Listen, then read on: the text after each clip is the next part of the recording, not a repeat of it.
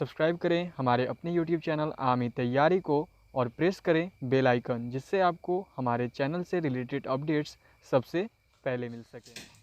जय हिंद। भारत माता के वीर सपूतों, आगामी सेना के जवानों, स्वागत करते हैं आपका हमारे अपने YouTube चैनल आमी तैयारी पर। तो दोस्तों, सुबह के 11 बज चुके हैं और मैं आ चुका हूं आपके बीच आज की केमिस्ट्री की क्लास लेकर। ये जो हमारा केमिस्ट्री का क्लास है, ये हमारी केमिस्ट्री की चौथी क्लास है। इससे पहले हमने 3 क्लासेस दे दी थी, जिसमें हम सभी ने पदार्थ मैटर को डिस्कस किया था। आप सभी ने यदि क्लासेस अटेंड की होगी तो आपको तो पता ही होगी, और यदि क्लासेस आप अटेंड करना भूल गए हो तो डिस्क्रिप्शन बॉक्स में सारी की सारी क्लासेस के लिंक दिए जा चुके हैं।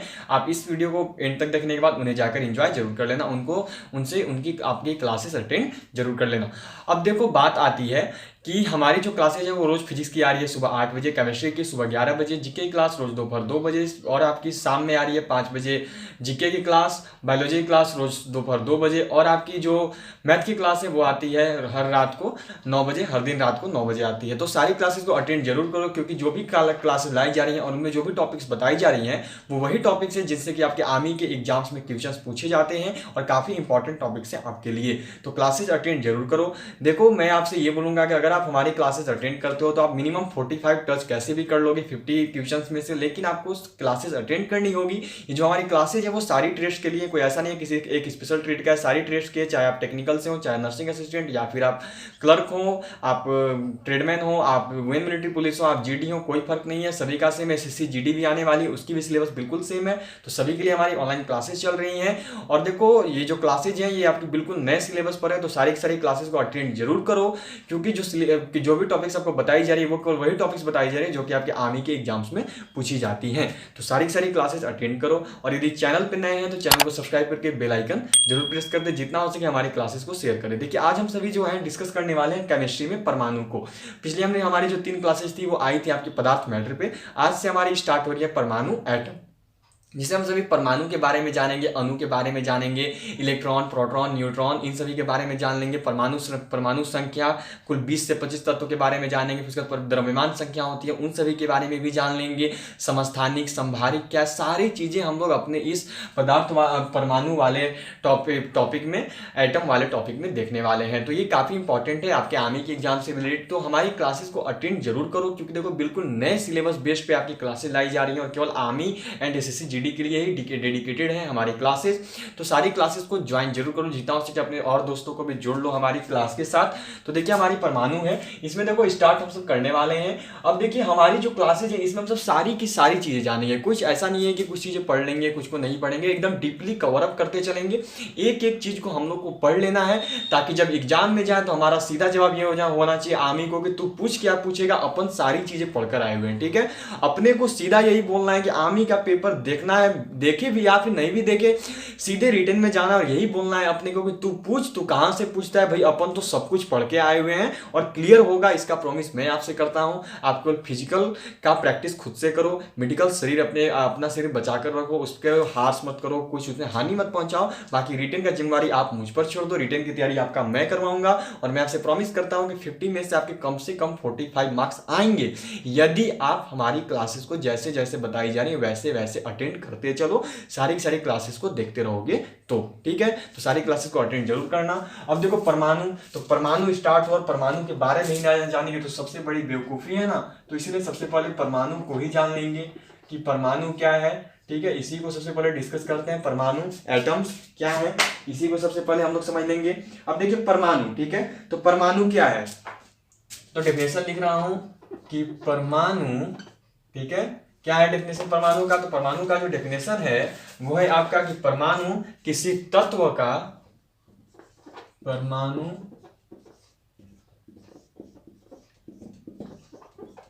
किसी तत्व का वह छोटा से छोटा कण है, वह छोटा से छोटा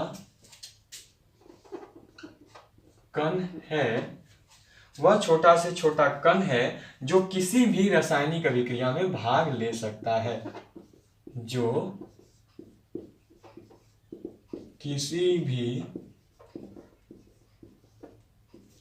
रासायनिक अभिक्रिया में भाग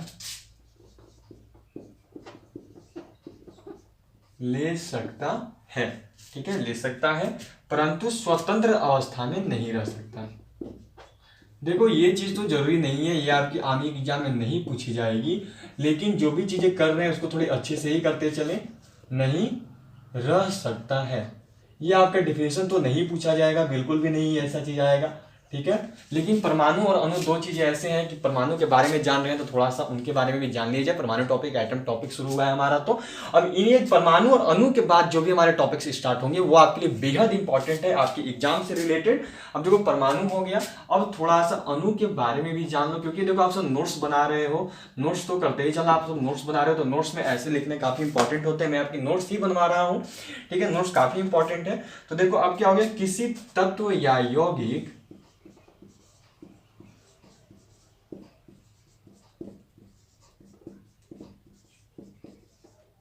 किसी तत्व या यौगिक का वह छोटा से छोटा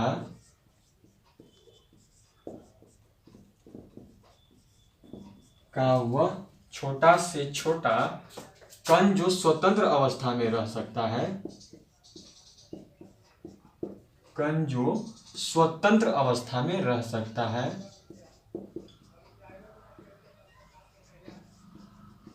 कण जो स्वतंत्र अवस्था में रह सकता है, वो क्या है, तो वो अणु कहलाता है।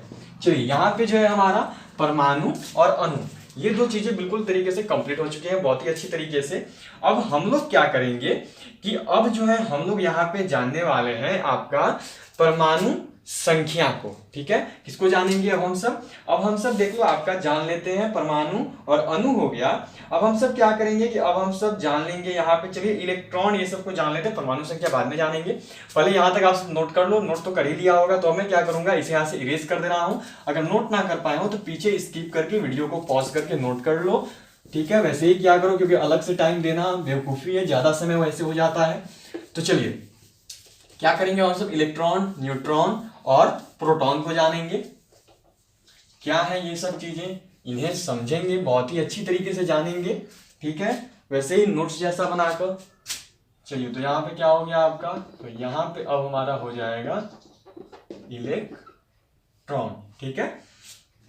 यहाँ पे हमारा क्या होगा, तो यहाँ पर जो है अब हमारा हो जाएगा इलेक्ट्रॉन। अब हम सभी जो है देखो इलेक्ट्रॉन को समझेंगे कि इलेक्ट्रॉन आखिर है क्या, इलेक्ट्रॉन कैसे होते हैं, इलेक्ट्रॉन क्या है, इसे हम लोग बहुत ही डीपली तरीके से हम जानने वाले हैं। एक एक करके जानते चलेंगे, समझते चलेंगे कि क्या है, कैसे हैं। चलिए एक चीज आप सब यहाँ पे थोड़ा सा नोट कर लो इलेक्ट्रॉन से पहले, ठीक है, इलेक्ट्रॉन से पहले एक चीज आपका नोट बनाना जरूरी है। उसी में परमाणु लिखा आपने, अणु लिखा, अब उसके बाद इसे भी नोट कर लो, ये भी आपके लिए काफी इंपॉर्टेंट है। इसमें ये लिख लो कि 1803 ईस्वी में, ठीक है, 1803 ईस्वी में जॉन डाल्टन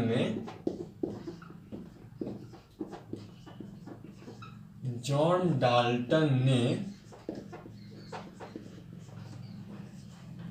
परमाणु सिद्धांत का प्रतिपादन किया, ठीक है। इस चीज को नोट कर लो, क्योंकि पूछ दिया जाता है कभी कभार कि परमाणु सिद्धांत को किन्होंने दिया था, तो परमाणु सिद्धांत को किन्होंने दिया था, तो जॉन डाल्टन ने परमाणु सिद्धांत दिया था, ठीक है। इस चीज को एक थोड़ा सा आप लोग नोट कर लो, ये काफी इंपॉर्टेंट हो जाता है। अब इसके बाद जो है यहां तक आपने ये इसको तो नोट कर ही लिया। अब हम लोग क्या करेंगे कि अब हम लोग इलेक्ट्रॉन, प्रोटॉन और न्यूट्रॉन इन्हें समझेंगे, ठीक है, किन्हें समझेंगे, तो इलेक्ट्रॉन को, प्रोटॉन को एंड न्यूट्रॉन को जो है हम लोग समझेंगे। चलिए क्या हो गया हमारा, तो इलेक्ट्रॉन, इसे देख लेते हैं इलेक्ट्रॉन क्या है, कैसे होता है, ये सब देखेंगे। तो चलिए इलेक्ट्रॉन की खोज, इलेक्ट्रॉन की खोज किसके द्वारा की गई थी, तो इलेक्ट्रॉन की खोज की गई थी जे थॉमसन के द्वारा। जे थॉमसन ने की थी, ठीक है, इलेक्ट्रॉन की खोज किसने की थी, जे थॉमसन ने की थी। चलिए अब क्या है कि यह इसका, ठीक है, यहां पे कर दे रहा हूं, इसका द्रव्यमान। देखो पूछा जाता है, ठीक है, कि इलेक्ट्रॉन का द्रव्यमान क्या होता है, तो नोट करते चलना। यहाँ पे चलो, यहाँ पे ना लिखकर यहाँ पर लिख दिया जाए इसे, इसका द्रव्यमान जो है शून्य होता है। कितना होता है, तो शून्य। इस चीज को नोट भी करना है, काफी इंपॉर्टेंट है, क्योंकि एग्जाम्स में पूछा जाता है कि इलेक्ट्रॉन का द्रव्यमान कितना होता है। इलेक्ट्रॉन का द्रव्यमान जो है शून्य होता है। अब यहाँ पे एक और चीज लिख लो कि इलेक्ट्रॉन पर कौन सा आवेश होता है, ये भी पूछा जाता है कि इलेक्ट्रॉन पर कौन सा आवेश होता है। तो इलेक्ट्रॉन पर जो है आपका ऋण आवेश होता है। कौन सा आवेश होता है, तो इलेक्ट्रॉन पर जो है ऋण आवेश होता है -1, ऋण इकाई, ठीक है, ऋण आवेश होता है। ठीक है, यहां तक हो गया हमारा। यहाँ पे हमने इलेक्ट्रॉन के बारे में जान लिया। अब जो है हम सब जानेंगे प्रोटॉन एंड न्यूट्रॉन के बारे में। ठीक है, अब किसके बारे में जानेंगे, तो अब हम सब जो है प्रोटॉन और न्यूट्रॉन को समझने वाले हैं। तो इसे मैं यहां से इरेज कर देता हूं। यदि देख लो, फिर से बोलूंगा, नोट ना कर पा रहे हो तो वीडियो को पीछे स्किप करो और स्किप करके नोट कर लो, पॉज करके वीडियो को रोक कर। ठीक है, चलिए, तो अब हम सभी जो है न्यूट्रॉन और प्रोटॉन इन्हें समझेंगे कि ये क्या है। चलिए, तो शुरू किया जाए। क्या देखने वाले हैं, तो अब हम सब देखेंगे आपका प्रोटॉन को।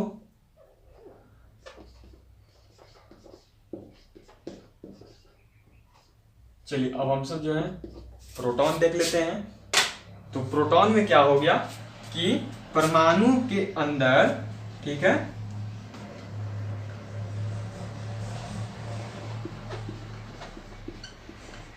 परमाणु के अंदर, ठीक है, क्या हो गया, तो हमारा अब जो डेफिनेशन है हम लोग जानने वाले हैं आपका प्रोटॉन का। ठीक है, किसका डेफिनेशन देख रहे हैं, तो हम लोग जो है प्रोटॉन का डेफिनेशन देख रहे हैं। तो प्रोटॉन के डेफिनेशन में क्या हो गया, प्रोटॉन के डेफिनेशन हो गया कि परमाणु के अंदर प्रोटॉन एक ऐसा सूक्ष्म कण है, प्रोटॉन एक ऐसा सूक्ष्म कण है, प्रोटॉन एक ऐसा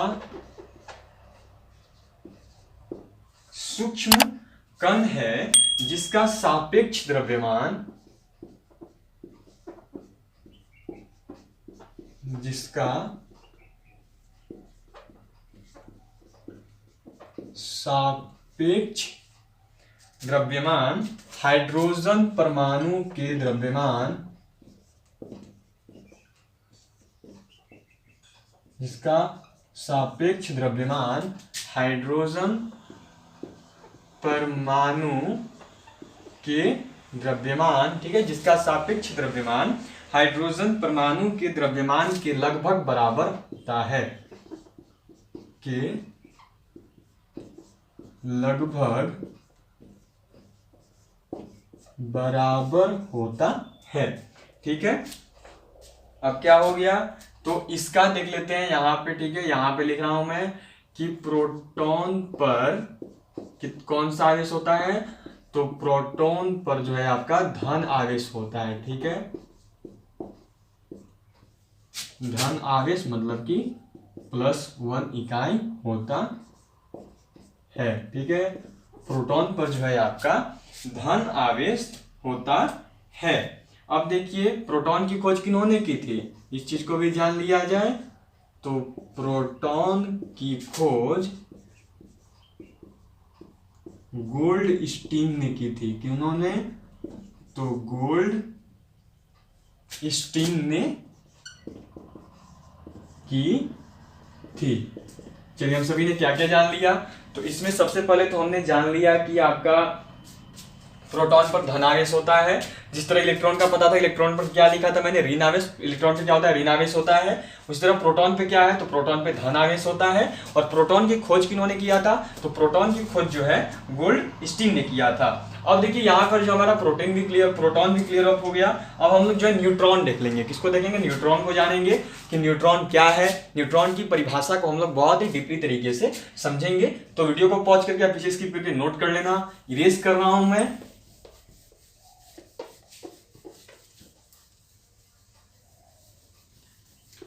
चलिए, तो इसे यहां से अब हटा दिया जाए।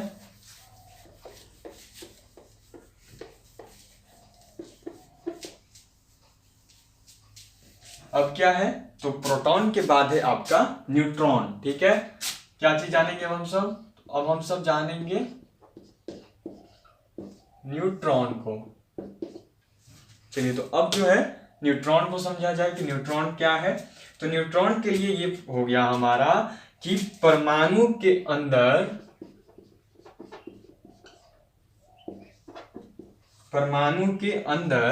न्यूट्रॉन एक ऐसा, परमाणु के अंदर उसी तरीके से लिख रहा हूं, न्यूट्रॉन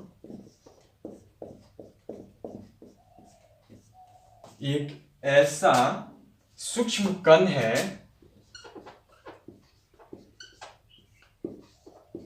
एक ऐसा सूक्ष्म कण है जिसका द्रव्यमान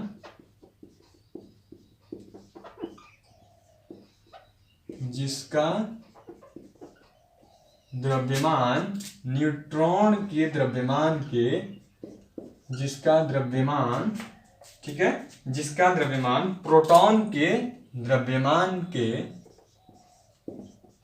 इसका द्रव्यमान प्रोटॉन के द्रव्यमान के लगभग बराबर होता है। प्रोटॉन के द्रव्यमान के लगभग बराबर होता है। ठीक है, प्रोटॉन के द्रव्यमान के लगभग, वो हाइड्रोजन परमाणु के बराबर था, तो ये किसका हो गया? प्रोटॉन के द्रव्यमान के लगभग बराबर होता है। ठीक है, यहां पे हो गया हमारा।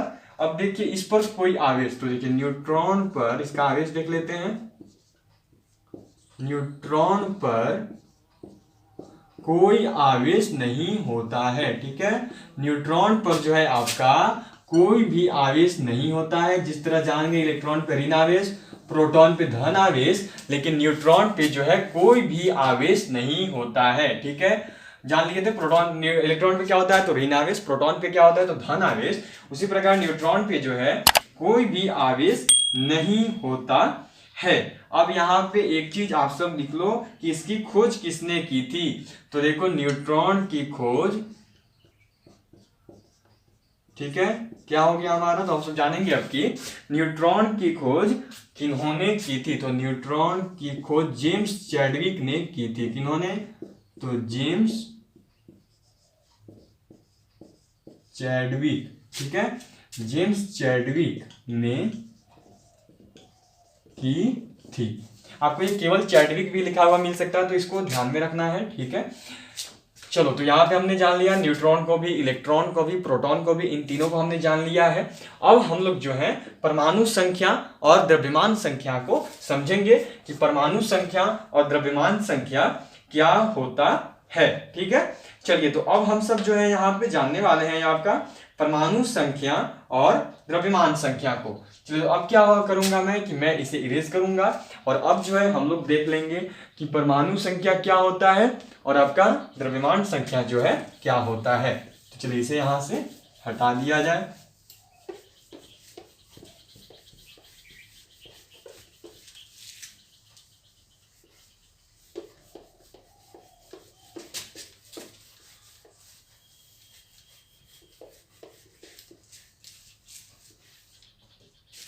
क्या जानेंगे अब हम सब, तो नोट कर रहा हूं यहाँ पे परमाणु संख्या, जिसे इंग्लिश में एटॉमिक नंबर बोला जाता है। ठीक है,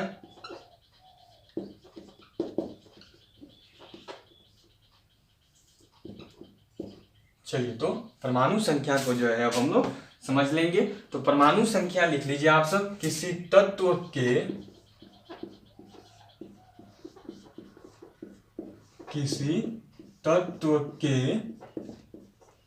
परमाणु, किसी तत्व के परमाणु के नाभिक में उपस्थित, परमाणु के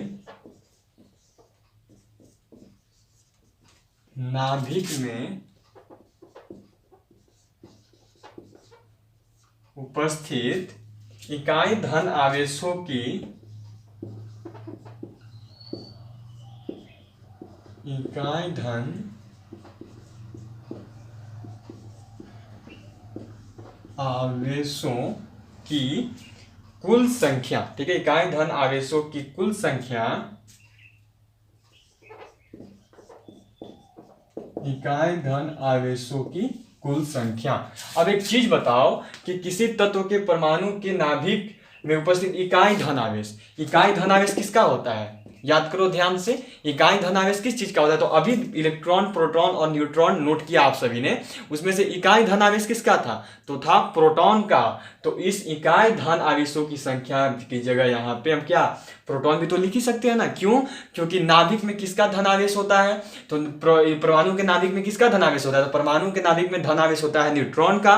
ठीक है, न्यूट्रॉन का या प्रोटॉन का? तो परमाणु के नाभिक में धन आवेश होता है प्रोटॉन का, और ऋण आवेश किसका होता है? परमाणु के नाभिक में ऋण आवेश होता है इलेक्ट्रॉन का। अभी तो नोट किया था ना कुछ देर पहले, अभी जो आपका इसके पहले लिखवाया था मैंने, इलेक्ट्रॉन, प्रोटॉन और न्यूट्रॉन, उसमें याद करो परमाणु के नाभिक में धन आवेश किसका होता है? तो धन आवेश होता है आपका प्रोटॉन का, और ऋण आवेश किसका होता है? तो इलेक्ट्रॉन का।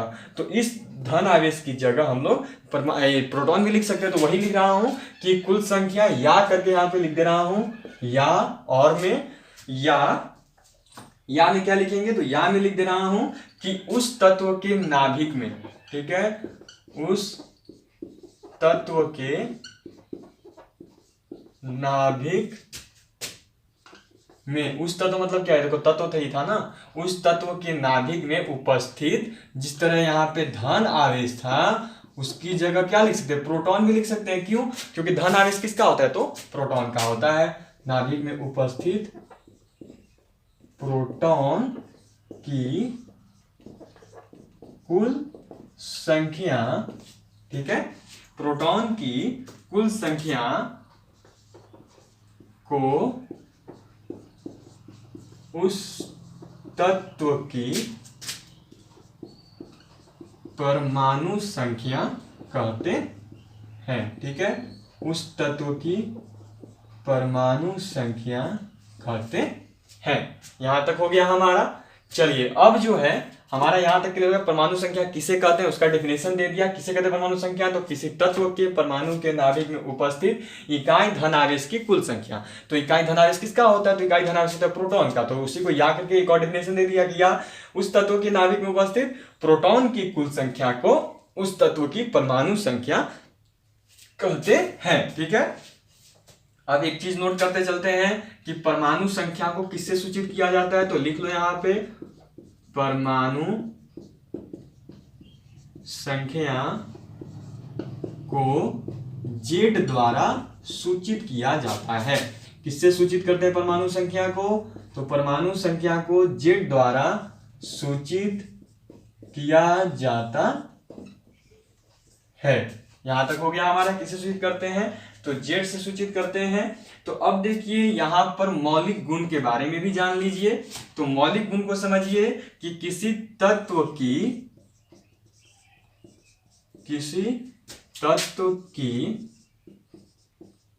परमाणु संख्या को उस तत्व का मौलिक गुण कहते हैं। ठीक है, मौलिक गुण किसे कहते हैं? तो किसी तत्व की परमाणु संख्या को ही जो है उस तत्व का मौलिक गुण बोला जाता है। जैसे हाइड्रोजन की परमाणु संख्या कितनी है? 1। तो हाइड्रोजन की मौलिक गुण कितनी हो गई? 1 हो गई। ठीक है, बात समझ लिया आप सभी ने। अब आपका हो जाएगा कि मान लो दे दिया कार्बन। ठीक है, तो कार्बन की परमाणु संख्या कितनी होती है? तो कार्बन की परमाणु संख्या हो गई 6। तो उसका मौलिक गुण भी कितना हो गया? 6 हो गया। ठीक है, चलो तो यहाँ पे जो है हमारा परमाणु संख्या क्लियर हो गया। अब हम सभी किसको जानेंगे? तो अब हम सभी जो है जान लेंगे द्रव्यमान संख्या को, कि द्रव्यमान संख्या क्या होता है, किसे कहा जाता है। तो चलिए यहां तक आप लोगों ने नोट कर ही लिया होगा, और यदि नोट ना कर पाए हो तो क्या करें कि आप सब अभी देखते चलेंगे। अब आगे इसे क्या करना, वीडियो को पॉज करके या फिर यहीं पे स्किप करके नोट कर सकते हो। अब हम लोग जो है जान लेंगे द्रव्यमान संख्या को। ठीक है, द्रव्यमान संख्या को हम सब जान लेंगे कि द्रव्यमान संख्या क्या है। चलिए तो अब जो है हम लोग समझने वाले हैं द्रव्यमान संख्या को।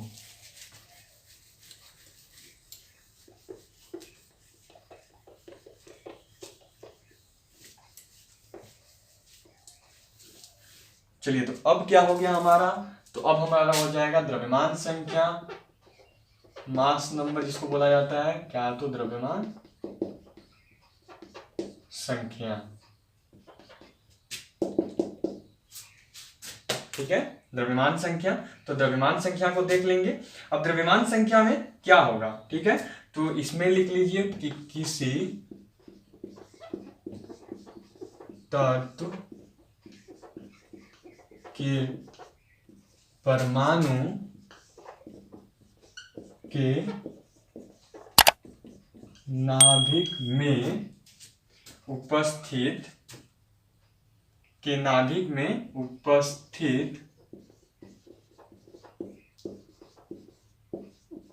प्रोटॉन एवं न्यूट्रॉन की संख्या को उस तत्व का, देखो, प्रोटॉन एवं न्यूट्रॉन की संख्या के